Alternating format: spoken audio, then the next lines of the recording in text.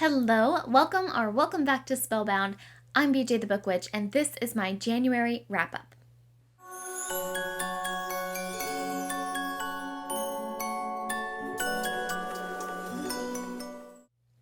So, to be fair, January at the time of this filming is not entirely over. However, it is the new moon and the Lunar New Year, which means it is a new month for me. And I have already read plenty of books already this month that if I wait much longer to start talking about them, I'm going to start forgetting things. And that's bad for both of us. So let's get started. And I'm coming in hot with the Kingdom of the Wicked series by Kerri Maniscalco. There won't be any spoilers in this review, but there will be some very perhaps hot takes. So proceed with caution. The first book was published in 2020 by Jimmy Patterson Books, something that he does not want you to forget. And I first read the first book in early 2021. What I thought about the first book was that it had all the things. It had all of the things that I like to read about. Witches, magic, curses, sisterhood, betrayal, demons, princes of hell, forbidden love, enemies to lovers, all the things. And it took place in Sicily, which was really, really well written about. The setting felt really immersive, it felt really rich, and I also grew up in Italy for like 4 years during my childhood, and so that was really cool to read about. But as I was explaining to my friend just the other day, it's like, how do you make bad soup when you only put good ingredients into it? And that's what this book felt like. It was like everything that I love went into this book, and yet somehow the end result was like not quite there. The plot wasn't right. The chemistry between the characters just wasn't right. Like, it just was off, and it felt like it was just missing something, and the pieces didn't work together. Obviously, I wanted to continue it, but not until I knew that the series was finished. So I've just been holding my breath ever since the third came out. The second book, though. The second book. So as the main character attempts to solve what began as a mystery plot turned vengeance plot, it just evolves very quickly into prophecy after prophecy, and combining the lore and mythology of the main character's own past and lineage into this like epic jumble. And it also raises the stakes to such a degree that it makes the main character's own personal and also stubborn quest for vengeance look really absurd in its simplicity. Like, the plot gets so big so fast, and the main character doesn't adjust her course. She's like, I'm gonna avenge this. But all this is going on, and also it affects you, and also might be your own lore. Like, you don't care. I don't know, that was weird. In all of this, though, the most frustrating thing was the main character's own, like, eye-roll inducing self-confidence based on nothing. Like, she's setting off, at the beginning of book 2, she's setting off on a vengeance plot, and she travels down to hell. But she doesn't have a plan. She's never been to hell, she has no idea what to expect, she's out of her element, she's got no power, no, like, upper hand, she doesn't even have knowledge that could be used as leverage. She just shows up, and she's like, I'll figure it out, which is bold and brave, and sure, like, that deserves its own level of respect. But then she's not even acting plucky, she's acting like weirdly arrogant, like, God has helped them when they encounter me. Like, based on what? Meanwhile, she actually never gets the upper hand. She never outsmarts or outwits or bests anyone in the book. She is constantly being tricked, betrayed, trained in some way. Like, she's always learning lessons and learning how to navigate hell. And she just spends the whole book like feverishly chasing these breadcrumbs that exponentially increase in size and scope by the chapter, while never actually piecing anything together on her own. Like, it shows her just mulling over these little clips of clues and prophecies and everything, and she just keeps coming back to them and puzzling them out, but she doesn't ever make connections. Everything is told to her about how this works, and oh, here's what this means. She doesn't solve it. Like, everyone around her not only always in every single scene knows more than she does, they in fact know everything. They know her entire story. They know who she is and why she's really here and like all this stuff. While she's still just on she's still on level 1, barely hanging on with her vengeance plot, and they're like trying to explain that actually this is about her genesis. When I was describing this to my husband, I said it was like watching a middle grade kid detective character from like a middle grade book get dropped in the middle of the Da Vinci Code, and then watching that middle grade character try to detective it out in earnest. And then watching all of the other characters of the Da Vinci Code watch that middle grade character Scooby-Doo this plot with like a morbid kind of pity. That was what the experience was of reading this book. You're watching this girl. She's in way over her head. She doesn't know anything. And despite picking up clues, she can't piece anything together on her own. She's got nothing. While she says things like, God help them when they encounter me. Like, what? They already did encounter you, and they outsmarted you in like a second. Despite all of that, this book, the second book is what I'm talking about, was enjoyable to read. Believe it or not. Like, I know that I just trashed it. I do. Or was harsh in my criticism. It was enjoyable to read. Like I said, it has all the elements. It has all the elements that I like reading about. And she has written the settings, both in the first book of Sicily and the second book of Hell. It's a rich world. It's fun to read about. And the second book cranks up the spice to some otherworldly levels, is what I was going to say. Get out of here. But it does. The spice suddenly turns on. It's a lot. It's intense. It escalates very quickly and also takes up like 50% of the book. So like all of this that I've said is happening almost in the background of her just banging it out with this guy. And so obviously that's fun to read about. I had a lot of questions though. I was concerns maybe, and I don't know if I want to get into this topic. We'll see if I leave this in the final cut. But like this book, this series moves from YA to new adult. And I don't know yet if I have an opinion on the morality of that. Because like we watched the series that shall not be named for good reasons move from middle grade to young adult. And I get that, and the content grew with its audience. However, I don't know what that's like when you move from young adult to new adult, because one of those lines of like content lines and barriers from young adult and new adult is the presence of smut. To what degree smut is, I mean, I'm not going to argue that smut is unsafe for younger readers, but I'm also not going to argue that we should mismarket them to ensure that smut gets in the hands of young readers, because that's irresponsible. So I don't know what the responsibility is of the author to commit to that. I don't know if she owes that to anyone, but I also wonder about really young YA readers, for example. I was reading YA in like the 5th and 6th grade. So like a young YA reader getting their hands on the first one and wanting to continue with the story and then encountering sexually explicit material that is far outside the age group. I don't know, this is also new that a lot of things are being figured out, but I haven't also seen a lot of other responses to that, so maybe I'm on the fringe. And I don't know. I'm really interested to hear what other people think about that. TLDR, second book got spicy as fuck.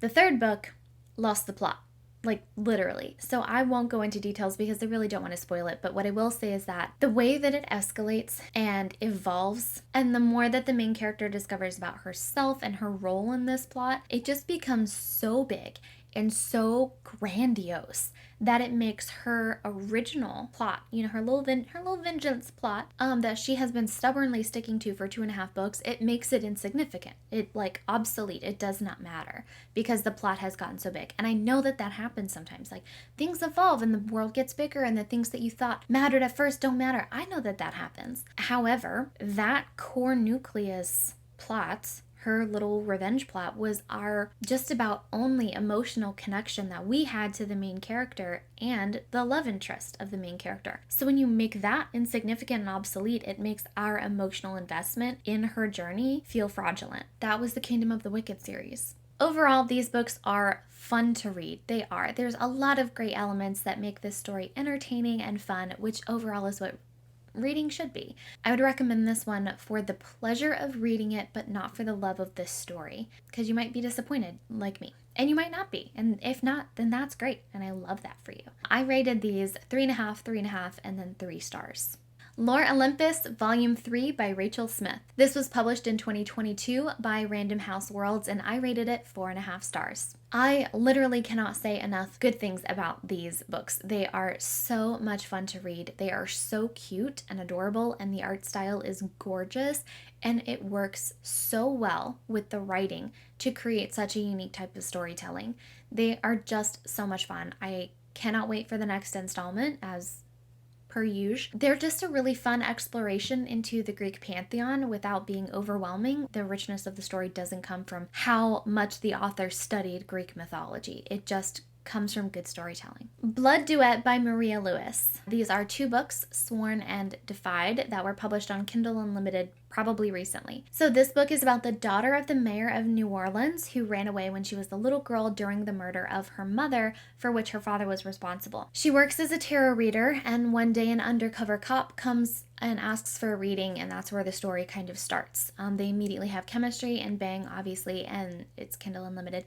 And then they get like swept up in a plot from a different crime lord against the mayor. So I'm not going to skewer the writing because it was on Kindle Unlimited and I know what I'm getting myself into, but I will skewer a few other things that really just made this wild.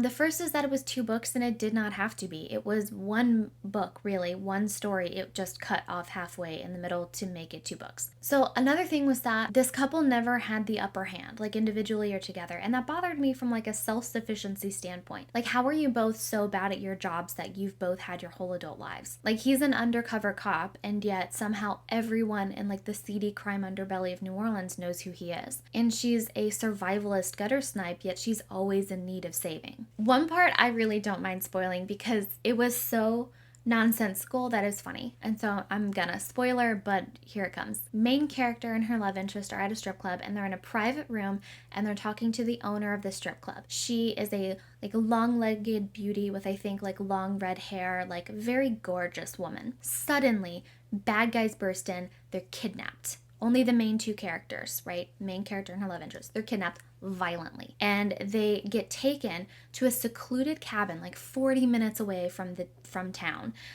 violently. During the struggle, she like gets away, but she somehow twists her ankle and her ankle gets like fucked up somehow. And then he gets away to try and save her and he gets shot. Right? So violence abounds. They are kidnapped, they're taken, they finally are like arrested violently into this cabin. And then they come face to face with their kidnapper, and it is the long-legged, red-headed beauty strip club owner that they were already talking to in private in her own strip club. Has a proposition for them to assassinate someone. That she had to kidnap them from the place where they both already were violently in order to ask them this. It didn't make any sense. So then obviously they refused, probably on account of all the violence and gunshot wounds that they're like actively bleeding out from. And so then they say no and start to walk away, but then the main character remembers, I guess, that he's supposed to be some sort of like alpha macho guy. And so then he like turns all like deep and brooding and threatening, and he's like, if you ever, threaten me again. And it's like, bro, they already did. They shot you. So yeah, all of that whole scene, that whole premise, like it was so wild, whatever. But the biggest problem that I had with this whole book is something that is so petty that it's actually funny. What's funny to me. So our main character, our girly pop, she is a tarot reader. And her whole premise and angle is that she deals in secrets, right? Like she has access to the deep subconscious wants and needs of the crime underbelly of New Orleans. And that's really like her upper hand in all of this. She thinks that somehow her tarot reading has given her access to like truly unique and valuable information on a lot of these big villains and adversaries. So that's the MacGuffin of the book. That's the thing. It's her skill, it's her secrets. But comes down to the climax of the book, and this is kind of a spoiler. The climax of the book comes down to a tarot reading. And for that tarot reading, she plants the cards. There are many reasons why I found that to be unacceptable, but mostly it was just bad writing. Like, that didn't make sense for her story. What was the whole point of her thinking that her tarot reading was a flex if she actually had insight to information and secrets of other people, if she was just going to use the climax to plant the cards ahead of time? I gave these 2 books that did not need to be 2 books, 2.5, and then a 2-star rating. So do with that what you will. Presence by Lisa Lister. This was published in 2021 by Hardy Grant, which is an indie publishing house in Australia. This is a nonfiction self-help book by Lisa Lister, who writes other types of books about reconnecting with like the divine feminine, connecting with your own cycle, learning about your own body, appreciating taking up space spiritually, mentally, and physically, all kinds of really great stuff. So this book is about what it means to take up space and be present, both by practicing mindfulness and also just be being okay with taking up physical space as a woman and not trying to be smaller. As a longtime Lisa Lister fan, though, I was both inspired by this book and kind of disappointed. This book didn't quite match the level of depth or passion that her other books have. And while it affirms a lot of other content from her other books, the subject matter didn't quite stand on its own. So this concept is weaved through many of her other books. As a standalone though, even with the meditation exercises built in, it just didn't seem like quite enough. It just needed more. I don't know if that was more of Lisa Lister, of more of how her personal journey of learning to be more present, what that looks like. I don't know if it was more examples of how presence, mentally, spiritually, physically, or a lack thereof can manifest in a person and like what that could look like, or if it was voices from other people and other women who are present or who she would consider to be present women. I don't know, but it just didn't seem like quite enough, and it didn't match her other books in terms of energy and intensity. So to that end, I gave it 3.5 stars, and I would recommend it, but I would recommend it in addition to her other books as a sort of supplement, not necessarily as a standalone. The Savior Book Cafe's Story in Another World by Kyouka Izumi. This was published in 2021 by Seven Seas. Okay, so this manga is probably the most adorable and wholesome thing to happen to me in the entire month of January. It was so much fun. This book is about a woman who gets propositioned by a god to go to another world and be that world's savior. And her response is, but I'm 30. She's like, no. And the god is like, fair. But like, okay, let's take the pressure off a little bit. Technically, this other world already has a savior, but like, just in case, can you just be there as like a backup? And it's freaking adorable. It's so self-aware. It is silly in all the right ways. It's not a parody of anything. It's just wholesome and unique and like exactly what it is what it needs to be. It's so much fun. It's so charming. Highly recommend it. I think I gave it like 4.5 stars. It's super cute. Blindsided by Amy Dawes. This was published in 2019 on Kindle Unlimited. This is a friends to lovers situation about a plus size like fashion designer and her best friend who is a soccer player and also Scottish. This book is entirely tropey, and for that it might be your thing, and that's fine, but I gave it 2 stars because the main character was absolutely insufferable when it came to her own self-image. So like, she's nothing through the whole book but self-deprecating, and the phrases that she uses to talk about herself are so toxic, verbally abusive, that it makes the entire book kind like the rhetoric of the whole book border on fatphobic. She is mean to herself about herself, and it's pretty gross to read, honestly. It was so hard to read, but also in the year of your Lord 2023, why are plots like this like acceptable? Like this whole idea of he saw me when I was invisible, or you're so beautiful because you don't know that you're beautiful and that's what makes you beautiful. Get out. And to quote one of my favorite book talk accounts of all time, Mrs. Brony B, plus size girls be out here getting dick down properly on the regular, so let's stop pretending like it's a gift when some guy comes along and sees a plus size girl as worthy. 12th Grade Night by Molly Horton Booth and Stephanie Kate Strom. This was published in 2022 by Disney Hyperion. This is a graphic novel, LGBTQ+ inclusive retelling of Twelfth Night by Shakespeare, and it is absolutely delightful. I laughed out loud multiple times, I rated it 4 stars, and I highly recommend it. Extraordinary, issue number 0 by V.E. Schwab. This was published in 2021 by Titan. This is a comic book origin story that looks like it takes place between 2 of V.E. Schwab's most like well-known books. It was action-packed and really gripping as like on its own, and I gave it 4 stars. I don't think I'll continue with it because I haven't read the books that it's like crossing over, and I think also this book continues on its own as like a separate series, and that just feels very overwhelming to me to engage in when I don't know any of the other universes. So it was very good and I recommend it, especially if you like comic books. I just don't think I'll continue with it, but highly recommend.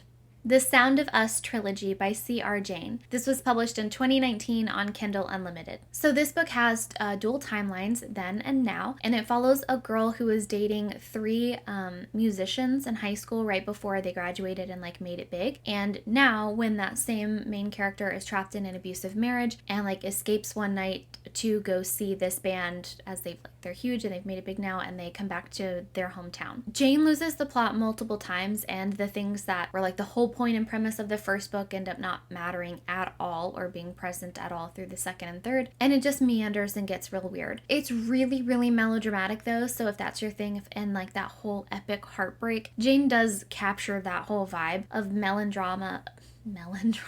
She does capture the whole melancholy and melodramatic vibes of the whole breakup and like 5 years of lost time kind of thing. She captures it well. So if that's like a vibe that you just really love to sit in, that angst and that like weepy tears thing, you might love it, and that's great. But I gave it two straws across the board. Jesus Christ. I gave it 2 stars across the board. I've got thoughts about this next one. Let me like stretch for a second. Romanov by Nadine Brandis. This was published in 2019 by Thomas Nelson, which I've only just discovered is a Christian imprint of HarperCollins. And now this makes so much more sense. Side note, please support the HarperCollins employees as they continue their battle for a living wage.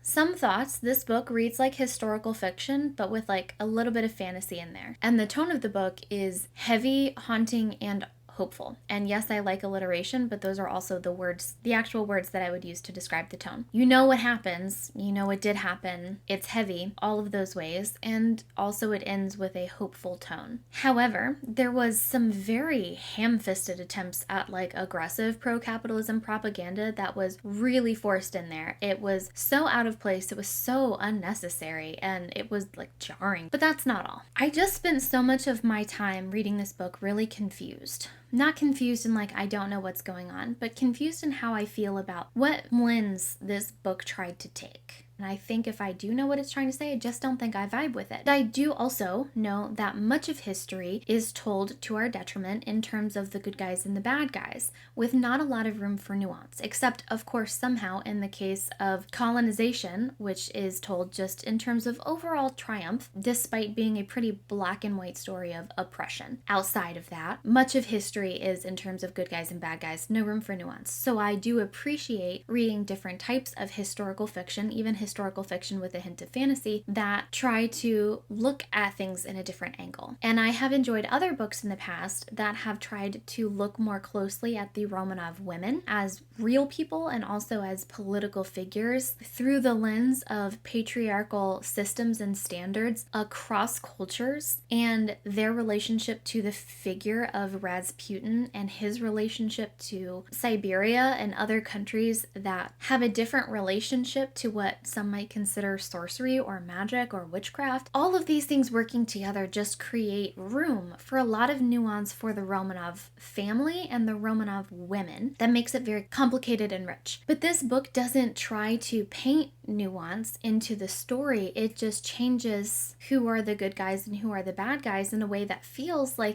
dishonest maybe. So because for example, that like ham-fisted attempt at pro-capitalist propaganda in the middle of this like historical fantasy.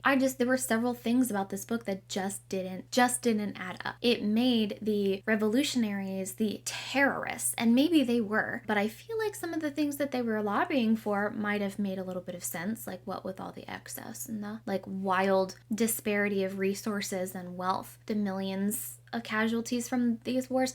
Like I feel like there's maybe like an ounce of legitimacy, and I'm not expecting all of those to go into this, but like this book just really, really oversimplified things in a way that also made me confused as to the voice and where this came from. Like I just could not figure out how this book, this aggressively pro-capitalist YA novel published by a Christian imprint, took such an aggressively pro-motherhood sacrifice. I mean, that part I get, I'm not confused, but also simultaneous pro-witchcraft stance that made Rasputin a damn near martyr in this story. Like they absolutely make him a saint. And even though they never actually say the word witch, Anastasia is a spellmaster who uses sorcery for like healing and protection. And I'm still trying to figure out how I feel about it, because the fact that this book was published by an imprint that also sells Bibles has me feeling a certain type of way, but also because there's another book by this author on my TBR published by the same imprint, and it's about Guy Fawkes. And it just has me concerned for like what could be some significant levels of like pro-terrorism insurrection vibes. I don't know, things weren't adding up from Romanov, and while the tone was like heavy and haunting, something was off about it too. Cinders Sparrows by Stefan Buchmann. This was published in 2020 by Green Willow Books, which is an imprint of HarperCollins. So this book is fine, but I'm not going to review it. If it sounds interesting to you, it's middle grade, then I highly recommend checking it out of a library or from a used bookstore or get it from Pango Books. Look it up if you want. The Book of Questions by Pablo Neruda. This was published in 2001 by Cooper Canyon Press. This is a book of poetry that asks a lot of really profound kind of meaning of life questions, and I found a lot of them to deeply resonate with me. My favorite question is at the end of one of the poems, and it says, "Am I allowed to ask my book whether it's true I wrote it?" I rated it 5 stars. Highly recommend. Stardew Valley Before the Farmer by Chihiro Sakeda. This was self-published in 2018 by the author and in collaboration with Concerned Ape, the creator of the game. This is a charming little comic about what happens in the year leading up to your arrival in Stardew Valley and where the game really starts for you. The best part is that it includes a physical letter, it looks just like it does in the game, and it's the letter from your grandpa giving you the farm with a little picture of your farm in Stardew Valley. So this is a very, very cute little comic. It's very short and quick. I give it 4 stars and I highly recommend it, especially if you love Stardew Valley. Act Your Age, Eve Brown by Talia Hibbert. This was published in 2021 by Avon Books, which is an imprint of HarperCollins. I really, really want to talk about this book, but the ways in which I can support the employees fighting for a living wage are limited, and this is one of those few ways that I can show my support is by not reviewing books by HarperCollins. So if this book sounds interesting to you, please consider checking it out from your local library, getting it from a used bookstore, or looking on Pango for Pango Books. What I will say is that Talia Hibbert is an amazing author, and I look forward to giving her due praise as soon as these employees are given a fair living wage. And rounding out this list with a doozy, we're looking at The Words by Ashley Jade. This was self-published on Kindle Unlimited in 2021. This book is almost 700 pages long. This book is an enemies to lovers premise about a girl who dates a musician in high school, and then he betrays her right before he makes it big. And then fast forward like 5 years, and he needs a sponsor to sort of keep him out of drugs and alcohol and the press so that he can finish his tour. And the one person that the PR manager for the brand can get to do the job without sleeping with him and compromising their integrity is the one person in the world who hates him the most, which is this girl. The enemies to lovers aspect of this book was set up very nicely. Building that tension, it was done really well. Jade did a great job. However, this book, this 700-page book, felt like reading the novelization of an entire TV drama series or something. After reading this book, I felt like I had just read the entire Gossip Girl series. It was so much. Like the original plot, the main one was sufficient and strong and tight enough that it actually could have supported its own book at 240-250 pages. But instead, the author crammed everything she wanted with these characters and all of their side plots, side quests, and ancillary characters nonsense that ended up watering down the main plot and taking away from it overall. The premise of a plot is a nucleus, and everything else orbits around it. And in narrative television, and television of any kind, you have the ability to go on tangents, explore subplots and side quests and supporting characters and make them even the star of an episode or two, and still eventually make your way back to the main plot without feeling like you've lost anything. You can do that with TV because you're working with multiple visual languages. There are ways to determine significance visually that can't be done in a book. Just from watching a scene, you can get what information is more important and what information is less important, what you're meant to pick up and what you're meant to notice versus what you're meant to hear and understand. All of that can be communicated in a split second. You don't have that opportunity in a book. The nucleus of the premise has a much weaker gravitational pull because every word matters and every word is treated equally on the page. So because of that, these plots and side quests, they just weakened the tension of the nucleus of the premise, and they weakened it. It would have been a totally fine series, but as one individual book, it just was so overwhelming, and you feel like you've just watched a saga. And then the overall climax didn't feel as strong because of it. And it made that nucleus of the premise much less significant by the end when it was finally resolved, because these two characters had already gone through so much and gone through so much change that the original source of tension didn't so much matter by the end of it. So I think she did herself a disservice. Regardless of all of that though, there is an automatic star loss for the main character needing to lose weight before she can have any sort of self-confidence, like Get Out. So those were my January reads. Please let me know down below if you've read any of the books that I've mentioned. If you like them, even if you dislike them, let me know. I would love to hear from you. And if you like this video, give it a thumbs up. And if you loved it, hit subscribe. And of course, there's always Instagram. So take care. And as always, happy reading.